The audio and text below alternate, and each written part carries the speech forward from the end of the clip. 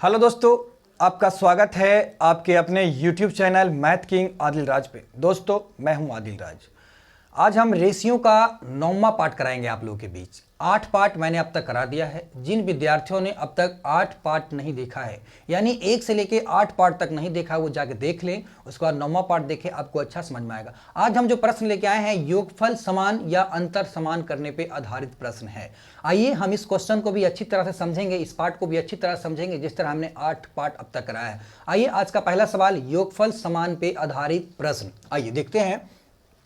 जैसे मैंने कहा, एक धन राशि P, Q तथा R के बीच क्रमशः 6:19:7 के अनुपात में बांटा जाता है। यदि R अपने हिस्से में से 200 रुपया Q को दे तो PQ तथा R के हिस्से में क्रमशः 3:10:3 का अनुपात हो जाता है, तो वह धनराशि क्या है? हमें एक बात बताइएगा, आप इस क्वेश्चन को कहने का मतलब क्या है जो मैं बताना चाहूँगा। पहले आप मेरे बेसिक समझिए। हम कहना चाह रहे हैं, जैसे कहने का मतलब है कि दो भाई हैं, एक और एक दूसरा भाई। कॉन्सेप्ट समझिएगा तब भी सब मैथ समझ में आएगा।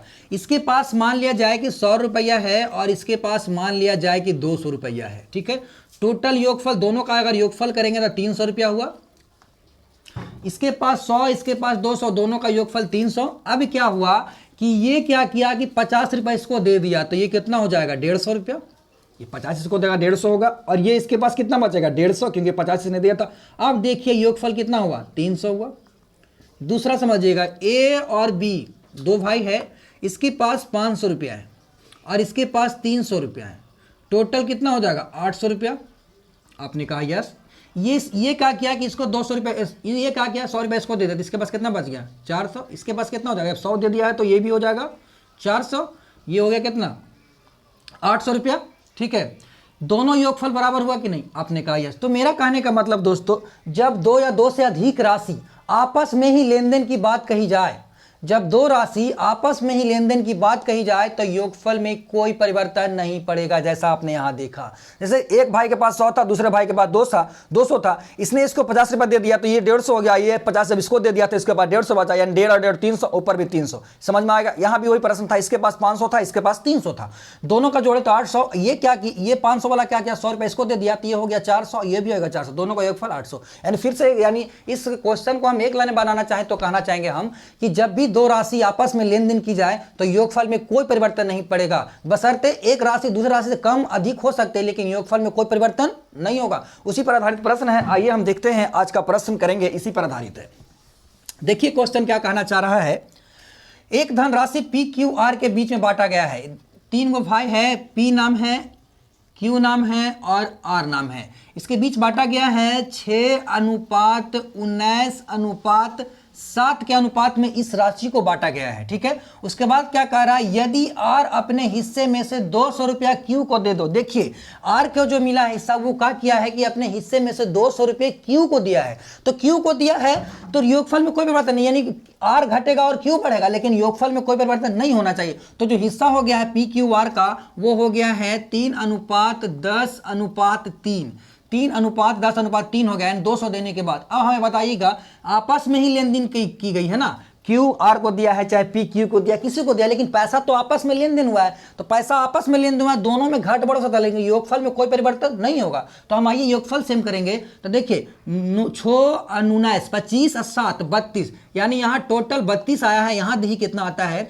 3 और 10 13 3 16, यहाँ 16 आया। देखिए योगफल बराबर है? नहीं बराबर है। तो हम योगफल बराबर करेंगे, क्योंकि राशि आपस में ही लेन देन की गई है, इसका मतलब योगफल बराबर होना चाहिए। देखिए यहाँ 32, यहाँ 32 लाने के लिए अगर हम 2 से गुना करेंगे, हमने पहले बताया था आपको पहला पार्ट में कि रेशियो में अगर आप एक राशि में गुना करेंगे तो सब राशि में गुना करना होगा। तो आपने 2 से गुना किया, सब में 2 से गुना करना होगा। तो यहाँ भी हम 2 से गुना करेंगे, यहाँ भी 2 से गुना करेंगे और यहाँ भी 2 से गुना करेंगे। देखिए अंतर सेम हो गया, यहाँ भी 32, यहाँ भी 32, सॉरी योगफल सेम हो गया। आपने कहा यस, दोनों का योगफल 32 हो गया। अब क्वेश्चन जो कर रहा है उस पर हम करेंगे। क्वेश्चन कर रहा है कि R ने अपने हिस्से में से 200 रुपया Q को दिया है, यानी 200 रुपया Q को बढ़ेगा। Q को दिया है, Q बढ़ेगा, R तो घट ही जाएगा, क्योंकि जब मेरे पास 10 रुपया मैं किसी को दे दूं तो मेरा पैसा घटेगा, लाजमी बात है, अगले का बढ़ेगा पैसा। आपने कहा यस। तो ये 200 रुपया क्यू को बढ़ेगा, ठीक है। तो यहाँ देखिए क्यू का कितना बढ़ा है, पहले 19 था, यहाँ हो गया 20, 10 दूनी 20, पहले 19 था और आर ने जब दिया है तो यहाँ हो गया 20, यानी कितना बढ़ा, यहाँ बढ़ा 1, यहाँ रेशियो में 200 बढ़ा है, यहाँ निश्चित राशि में 200 बढ़ा है, रेशियो में 1 बढ़ा है। आपने कहा यस, अब जो कह रहा है उसको तुलना निकाल दीजिए। कह रहा है तो वह धनराशि बताइए, तो बताइए टोटल धनराशि कितनी थी। तो टोटल धनराशि कितना, टोटल धनराशि यही ना है, हमने जोड़ा कितना, टोटल धनराशि कितना है 32 है, टोटल धनराशि 32 है। अब दोस्तों काट छड़ कर देंगे, यही आपका आंसर आ जाएगा।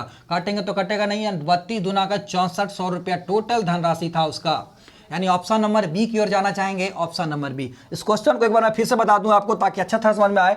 पी क्यू आर 3 भाई थे, तीनों के बीच में 6 अनुपातों से बांटा गया था, और जब क्यू आर ने अपने हिस्से क्यू को 200 दे दिया था तो अनुपात 3:10:3 हो गया था, ठीक है। मैंने बताया था कि जब राशि आपस में ही लेन देन की जाए तो योगफल में कोई परिवर्तन नहीं होगा। यहाँ योगफल 32, यहाँ योगफल 16 था, हम 32 करेंगे क्योंकि योगफल बार होना चाहिए। तो बराबर, तो यहाँ 200 गुना किया तो 32, हमने सेम कंडीशन किया, उसके बाद काट छट किया, उसके बाद 6400 रुपया आ गया। दोस्तों मैं समझता हूँ आपको यहाँ तक समझ में आएगा। एक बात आप इसे स्क्रीनशॉट ले लीजिए ताकि आप बाद में इसे बना सकें। मुझे उम्मीद है आपने स्क्रीनशॉट लिया। आइए अब अगले सवाल की ओर हम चलते हैं। आइए दोस्तों, योगफल समान करने पर आधारित प्रश्न पर दूसरा सवाल आज का हम चलेंगे। आइए देखते हैं दूसरा सवाल क्या कह रहा है।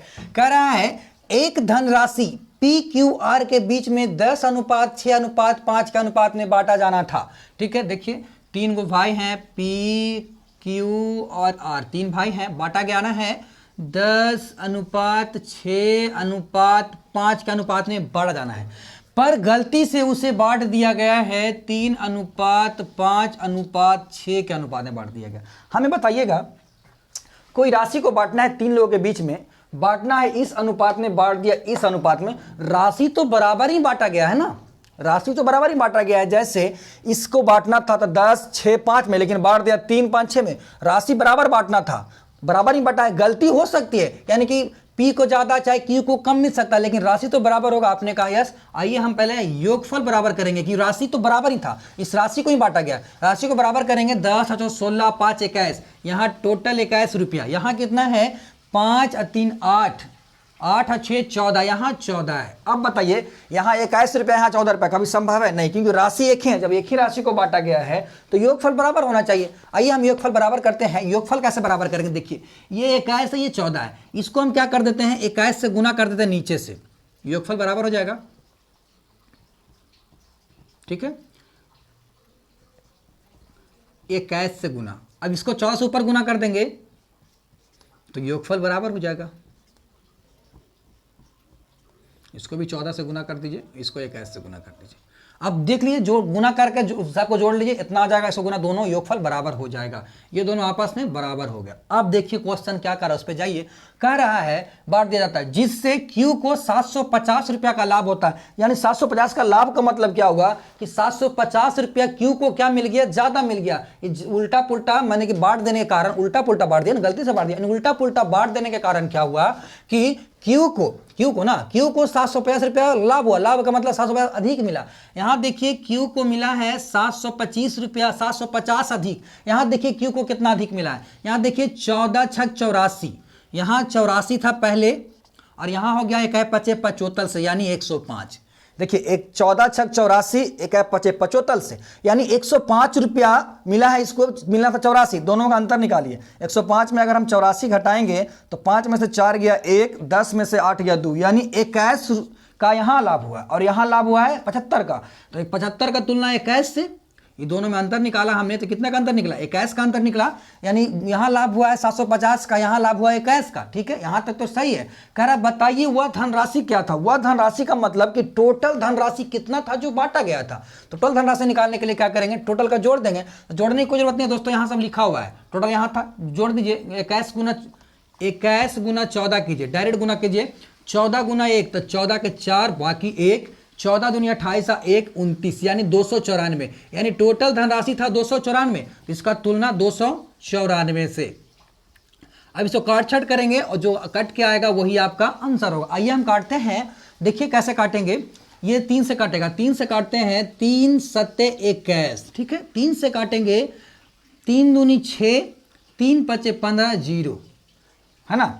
25 या 75 कट गया। अब देखिए 7 से शायद ही कटेगा कि नहीं कटेगा। 7 7 चौ 28, जी हाँ 7 से कट रहा है। 7 से 100 काटेंगे तो 7 चौका 28, बाकी बचा 1 और 4, 7 दूनी 14, यानी 42 बार में कट गया। अब ये दोनों गुना कर देंगे, वही आपका आंसर होगा। गुना कीजिए 42 गुने 50, तो देखिए 42 गुने 50 करने का डायरेक्ट मैं तरीका बताता हूँ। गुना कैसे करना है, डायरेक्ट जो 250 गुना 42 करना है, तो हम ये काम करते हैं, 0 को पहले लिख लेते हैं, उसका 25 से गुना करते हैं। 25 दूना 50 के 0, बाकी 5, आपने कहा यस।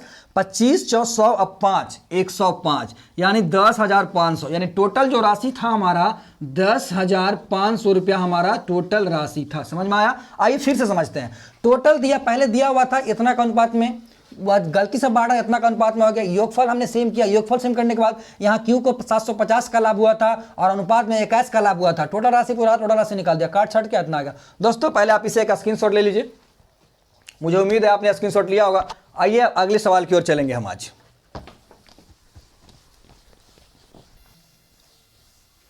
आइए दोस्तों, आज का तीसरा सवाल, योगफल समान करने पे आधारित प्रश्न। आइए, कह रहा है 4500 रुपये को ए तथा बी में 3:2 के अनुपात में बांटा जाता है। बी अपने हिस्से से कितने रुपए ए को दे दे। आइए दोस्तों, थोड़ा सा लाइन कट गया है, कोई दिक्कत नहीं लेना है, लाइन कट गया, लाइन फिर से आ गया है। आइए देखते हैं फिर से। कह रहा है 4500 रुपया को ए तथा बी में 3:2 के अनुपात में बांटा गया। देखिए ए और बी में बांटा गया है 3:2 में, ठीक है। बी अपने हिस्से से कितना रुपया ए को दे दे ताकि इनके भागों का अनुपात 2:1 हो जाए। यानी देने के बाद इसका अनुपात है जो 2:1 होना चाहिए। देखिए यहाँ टोटल 4500 दिया है, यहाँ देखिए टोटल कितना दिया है, 3 और 2 5, यहाँ 3। हमें बताइए जो दोनों राशि बंटवारा हुआ है आपस में बंटवारा हुआ है ना, दोनों में बांटा गया है, तो 5 है यहाँ योगफल, यहाँ योगफल 3 है। योगफल सेम करेंगे, योगफल सेम करने के लिए ऊपर 3 से नीचे 5 से गुना कीजिए, ऊपर 3 से नीचे 5 से। आइए यहाँ टोटल दिया हुआ है 4500 रुपया, यहाँ टोटल कितना है 5 तिया 15, यहाँ टोटल 15 है। देखिए जोड़िए 3 तिया 9 अच्छो 15, ठीक है 15 हो गया। अब क्या कह रहा है, तो बी अपने हिस्से से कितना रुपया ए को दे दे। देखिए बी अपने हिस्से ए को दे, ए बढ़ेगा ना। देखिए पहले ए 9 था, अब हो गया 10, कितना बढ़ा, 1 बढ़ा है, 1 से काट दिए, 15 तिया 45, यानी 300 रुपया। मेरी बात को ध्यान रखिएगा, ए दे दे बी को, तो बी देगा ए को, तो ए बढ़ेगा, बी से कोई मतलब नहीं, ए बढ़ेगा। देखिए तो यहाँ 9 था, जब दे दिया तो बी बढ़ गया, यहाँ देखिए कम हो गया होगा, 3 दूनी 6, यहाँ 5, एक कम गया कि नहीं, यहाँ 1 बढ़ गया कि नहीं, आपने कहा तो 9, यहाँ 10, 1 बढ़ गया, यानी 1 दिया था, यानी काट छट गया 300, यानी ऑप्शन नंबर ए की ओर जाना चाहेंगे। इसका स्क्रीनशॉट लीजिए दोस्तों। आइए अगले सवाल की ओर, स्क्रीनशॉट ले लिया, आइए आइए दोस्तों, चौथा सवाल आज का हम करेंगे। देखिए कह रहा है ए और बी के पास 2:1 के अनुपात में धन है, ठीक है। कुछ धन है ए और बी के पास जो 2:1 के अनुपात में धन है। यदि ए बी को 20 रुपया दे देता है, ए बी को दे रहा, आपस में लेन देन हो रहा है, योगफल सेम करेंगे। धन उसके पास बराबर, बराबर का मतलब ये भी 1 तो ये भी 1, ये भी 4 तो ये भी 4, बराबर कुछ भी ले सकते हैं, काट को उतना जाएगा, लेकिन लेना आसान होगा 1, तो हमने ले लिया 1, तो ये हो गया 1:1, दोनों आपस में बराबर हो जाते हैं जब ए बी को देता है 20 रुपया तब, ठीक है। आइए जब दोनों आपस में लेन देन हुआ है तो योगफल सेम करेंगे, तो योगफल सेम करेंगे तो यहाँ हो गया 3, यहाँ हो गया 2, योगफल सेम है नहीं है, तो ऊपर 2 से गुना करेंगे, यहाँ भी 2 से गुना करेंगे, यहाँ भी 2 से गुना करेंगे। योगफल सेम करना है, नीचे 3 से गुना करेंगे, यहाँ भी 3 से गुना करेंगे, यहाँ भी 3 से गुना करेंगे। देखिए 2 2 4 2 6, यहाँ भी 6, 3 और 3 6, यहाँ भी 6, ठीक है। अब आइए कह रहा है ए बी को 20 रुपये दिया है, बी को 20 रुपये दिया है, यहाँ देखिए बी कितना बढ़ा है, 2 से हो गया 3, 2 गुना 1 2 से हो गया 3, यानी यहाँ 1 दिया है। क्या कह रहा है, तो बताइए कि प्रारंभ में ए के पास कितना था, ए के पास कितना 4 है, तो ए के पास 4 था, यानी 20 चौ 80, यानी ऑप्शन नंबर ए की ओर जाना चाहेंगे, ऑप्शन नंबर 20। ठीक है दोस्तों, समझ में आया होगा आपको, इसका स्क्रीनशॉट ले लीजिए आप एक। आइए अगले सवाल की ओर चलते हैं हम, आज का 5वां सवाल चलेगा।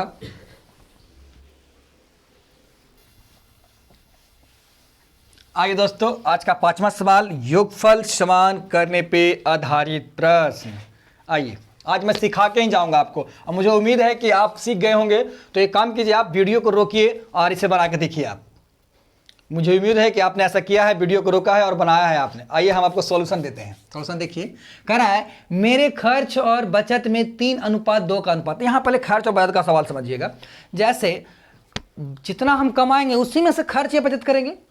आपने कहा यस, मैं जैसे 10,000 कमा रहा हूं तो 5,000 खर्च कर रहा हूं, 5,000 बचत कर रहा हूं, लेकिन आय तो मेरा 10,000 है। 10,000 से ना मैं घट बढ़ कर सकता हूं, खर्च कम कर दूं या बचत कम कर दूं, है ना, यही से नहीं कर सकता हूं। योग मेरा आय में तो कोई परिवर्तन नहीं होगा। आपने कहा आइए यहाँ देखते हैं। कह रहा मेरे खर्च और बचत। एक आदमी जो कुछ कमाता है वो कुछ खर्च करता है और कुछ बचत करता है।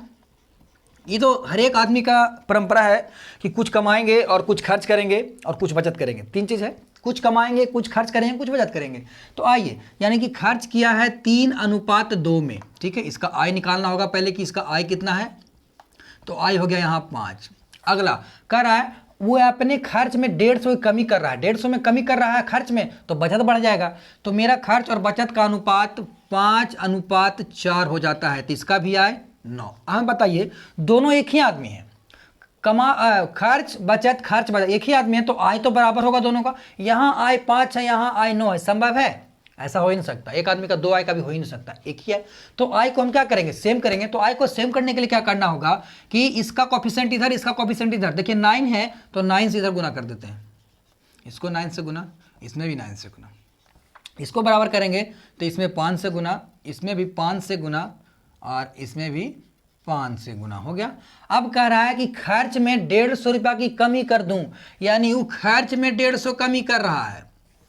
तो खर्च में कितना कमी कर रहा है, यहाँ देखिए, यहाँ 9 था, यहाँ 27 है, यहाँ हो गया 25। खर्च में कितना कमी कर रहा है, 2 का कमी कर रहा है। यहाँ 27, 9 तो 27, 25, यानी खर्च में 2 की कमी कर रहा है, यहाँ 150 की कमी कर रहा है, कमी का तुलना कमी से। अब क्या कह रहा है, जो देखिए, तो कह रहा है बताइए मेरा आय क्या है, मानी उसकी आय क्या है। तो आय यहाँ क्या है 45, यहाँ भी 45, आय तो दोनों को बराबर है। तो आय निकालने के लिए 45 से गुना, अब काट छाट कीजिएंगे, काटेंगे इससे तो 75 बार में ये कट जाएगा और बच गया आपका 75 गुने 45। इसको गुना करेंगे तो 75 गुना 45, 25 के 5 बाकी 2, 7 5 35 और 2 37, 375, 5 24 के 0 बाकी 2, 7 28 और 2 30। अब जोड़ेंगे 5 7 3 3, यानी 3375, यानी कि उसका आय था 3375 रुपया। ऑप्शन नंबर ए की ओर जाना चाहेंगे। समझिए, इस क्वेश्चन में थोड़ा सा लॉजिकली था। लॉजिकली यही था कि खर्च और बचत का अनुपात दिया हुआ था, हमें आय निकालना था। तो ये सरल बात है कि कुछ हम राशि कमाएंगे, उसमें कुछ खर्च करेंगे, कुछ बचत करेंगे। आपने कहा यस, तो यहाँ खर्च किया था, बचत किया था। अगले बार क्या कर दिया कि खर्च को कुछ कम कर दिया तो उसका बचत बढ़ जाएगा, और तो आय में तो कोई परिवर्तन नहीं होगा। तो उसने भी वही किया है, हमने आय को सेम कर दिया।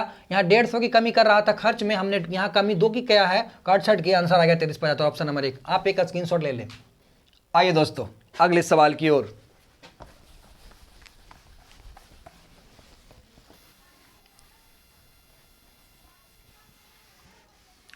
आइए दोस्तों, आज का आखिरी सवाल, आज हम आपसे विदा लेंगे इस सवाल के बाद। आइए देखते हैं। कह रहा है ए तथा बी के भागों में, ए और बी 2 है, 5:2 के अनुपात में है। कह रहा है 36 रुपया ए बी को दे देता है, तो ए तथा बी का अनुपात 3:2, यानी 3:2 हो जाता है। आपस में लेन देन की गई है, ए बी को दे चाहे बी ए को दे, लेन तो आपस में लेन देन, योगफल में कोई परिवर्तन नहीं। तो यहाँ हो गया योगफल 5 2 7, यहाँ हो गया 3 2 5। देखिए योगफल बराबर है, नहीं बराबर कर देंगे तो ऊपर हम गुना कर देते हैं अगर 5 से, और नीचे हम गुना कर देते हैं अगर 7 से, योगफल बराबर। अब कह रहा है कि 36 रुपया ए बी को दिया है, 36 रुपया दिया है कौन, ए दिया है बी को, तो बी बढ़ेगा तो बी देखिए कितना हो गया, यहाँ था 10, यहाँ हो गया 14, 4 बढ़ा है, यहाँ 36 दिया, यहाँ 4 दिया है। अब देखिए, तो कह रहा है बताइए कि प्रारंभ में ए के पास कितना राशि था, ए के पास राशि कितना था, देखिए तो 25, ए के पास प्रारंभ में 25 रुपया था, वहाँ 36 रुपया दिया था ए बी को, तो बी बढ़ा है 36 रुपया, तो देखिए यहाँ 36 बढ़ा है, यहाँ कितना बढ़ा, 10 से 14 आगे 4 बढ़ा है। करा ए के पास प्रारंभ में 25 रुपया था, तो काटेंगे तो 4 नमा 36 और 25 नमा 225, 225 रुपया, यानी ऑप्शन नंबर सी की ओर जाना चाहेंगे। Option number C 225। ठीक है दोस्तों, आज हम आपसे यहीं विदा लेंगे, फिर मिलेंगे अगले वीडियो में, तब तक बने रहिए हमारे चैनल के साथ। और जो नए व्यूवर हैं उनसे मेरा निवेदन होगा कि आप हमारे चैनल को सब्सक्राइब करें, लाइक करें, कमेंट करें, शेयर करें। धन्यवाद।